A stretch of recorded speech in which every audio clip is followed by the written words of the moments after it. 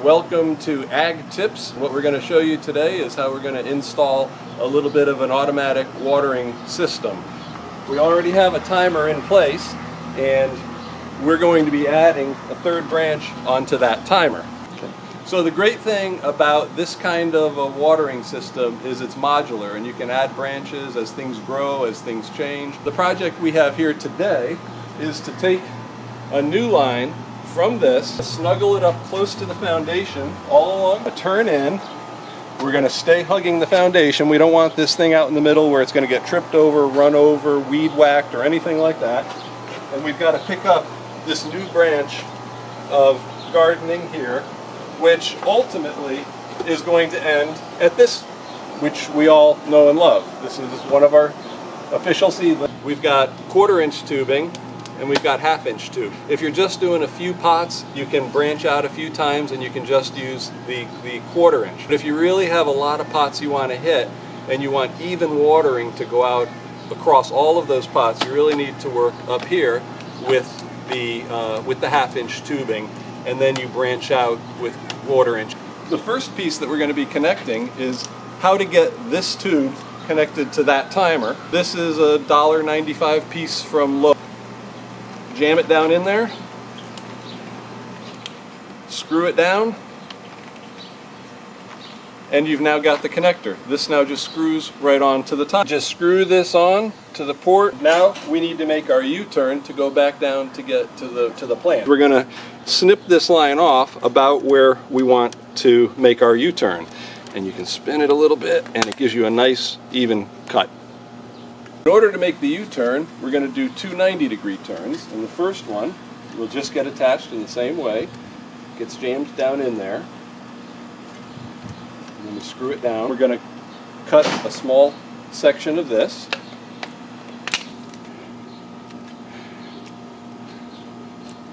Screw that down. And then we'll be putting another 90-degree here that's going to take us back down. We're going to take you and show you what we've got set up here now. We've made our U-turn now. We've got a 90-degree coming into a short chunk.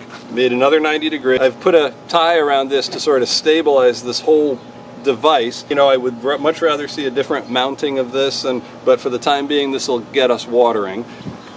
We've snaked behind all the pipes, trying to keep it out of the driveway. I've got some ties here, and I've tied it in a couple of points along. This will lay down as it gets full of water and as it settles. We've made our turn here, and we've made our second turn back here. And now we've got our final run, which we will now lay behind these pots and make our connections. Thanks, Dan. What happened was this timer is heavy, and cantilevered out here it was dangling and causing a leak right here. So we just drove this piece of plastic that came off of a guardrail, drove it down in the ground, put a screw in it, and that tightened it up enough and it took care of the leak. We've got the distance run now, and we know exactly how long we need to be. We know that at the end of the day we want to cover this plant. We're going to terminate the 1/2 inch by just giving it a snip like this. And the way that we terminate is we use a double loop.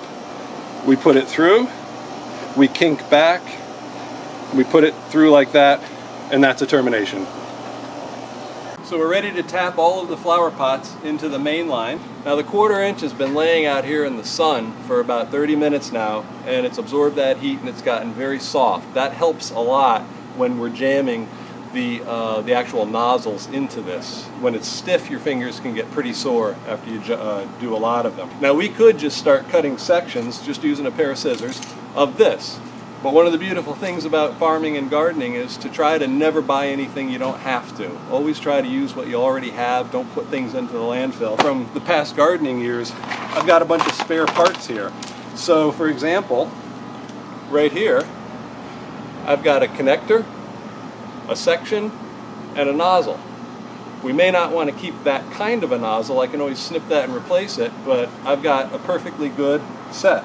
And I've got a number of them in here from other projects. So we're going to try to size these up first, and then we'll see where we're left before we start cutting the big coil.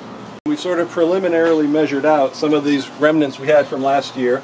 Clearly this is going to be fine. It'll tap in, and it gives us enough distance to get up toward the center of the pot. Same thing running down the line. We've matched up some tails. Here we have an oblong pot with a plant parked in each end of it. When we come out of the main line, I'll get up to this point and I'm going to put a T in. So we'll have a soaker on this end and a soaker on that end, so both of these plants get even watering. From last year's toolbox, we've got a very convenient T that was already built for something else. And it's almost like it was made for the job.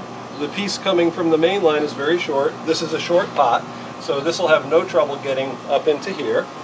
We come out to the T, and if we center this, we can just nip in two directions, about the same. And that is going to be the location of our drip heads.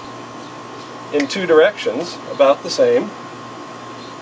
And that is going to be the location of our drip heads. So down here, I've got these two drip heads. These particular ones, when the garden hose is running, will give 1 gallon per hour each. And we're going to be dripping here for about 5 minutes at a spell, so that'll give adequate water. We're going to be dripping here for about 5 minutes at a spell, so that'll give adequate water. You take the barbed end and you spin it down in there, and we spin that down in there, and now when that lays in there with this connected, we've got 2 watering heads.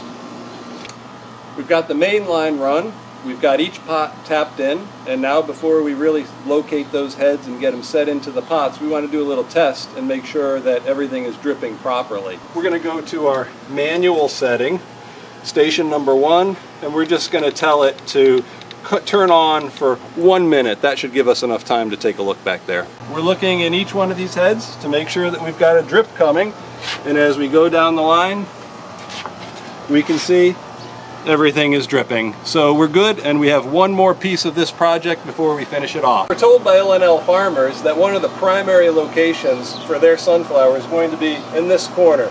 Great sunshine, gutter there that as this plant gets 10, 11 feet tall, they'll be able to put wires over to it to support it.